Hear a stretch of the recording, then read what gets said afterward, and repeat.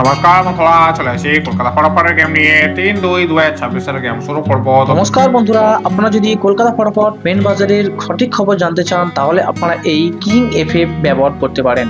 গদিঘরের সমস্ত সুবিধাগুলো আপনারা এখান থেকেই পাবেন খুবই বিশ্বাসের সাথে।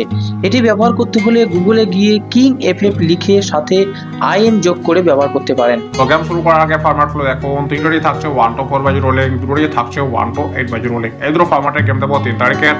তো গেম শুরু করার আগে আপনাদেরকে 2 তারিখ গেম দিয়েছিলাম, সেই গেমের ফলাফলটা দেখিয়ে দিই। 3 তারিখ গেম শুরু করো বন্ধুরা।